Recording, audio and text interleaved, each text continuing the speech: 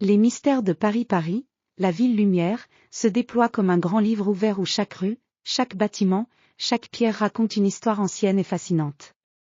C'est dans cette métropole vibrante et chargée d'histoire que débute notre récit, celui d'un ingénieur aventurier, Antoine Delacroix, qui se lance dans une quête extraordinaire au cœur de la capitale française.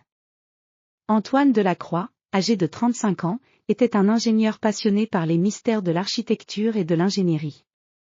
Son esprit curieux et sa soif de découverte l'avaient conduit à Paris, non seulement pour admirer ses monuments célèbres mais pour enquêter sur une légende mystérieuse qui l'intriguait depuis longtemps.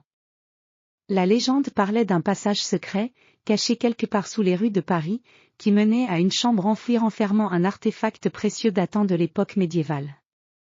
Le voyage d'Antoine commença au sommet de la Tour Eiffel, ce colosse de fer qui semblait toucher le ciel. De là-haut, il contemplait Paris, la ville étendue sous ses pieds, ses avenues s'entrelardant comme un tapis richement brodé. Les toits en ardoise, les boulevards animés et les fleuves sinueux formaient un tableau captivant, mais Antoine était déterminé à aller au-delà de cette vue pittoresque.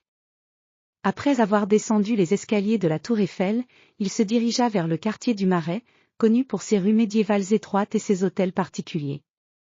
Le Marais, avec ses bâtiments aux façades élégantes et ses cours intérieures cachées, était un véritable labyrinthe historique. Antoine était convaincu que les indices de sa quête se trouvaient dans ces anciens quartiers.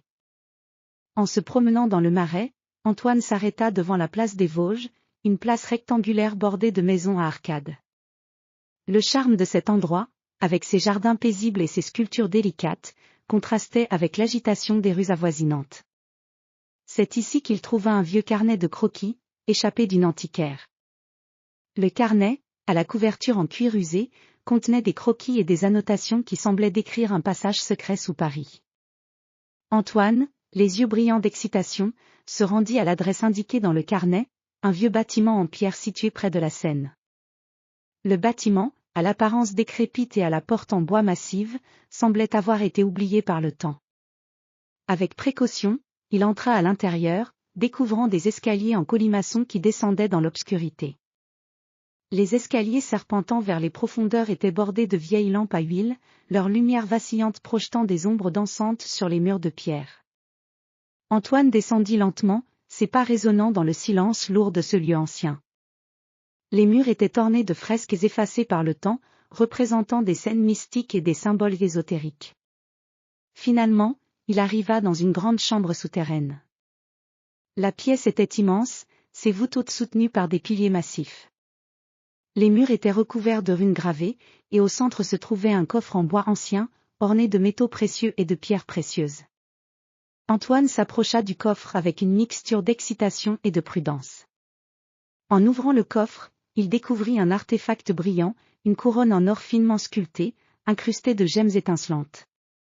Ce trésor n'était pas seulement un artefact précieux, mais un symbole du pouvoir et du mystère de Paris. Antoine prit des notes méticuleuses, conscient que cette découverte changerait à jamais sa compréhension de l'histoire de la ville. Mais il savait aussi que ce n'était qu'un début. Paris, avec ses secrets enfouis et ses mystères inexplorés, offrait encore des merveilles à découvrir pour ceux qui osaient chercher au-delà des apparences. En quittant les profondeurs de la ville, Antoine était rempli d'un sentiment d'accomplissement, mais aussi d'une anticipation impatiente pour les mystères qui l'attendaient encore. Paris, avec ses ombres cachées et ses trésors cachés, continuait de murmurer ses secrets à ceux qui étaient prêts à écouter.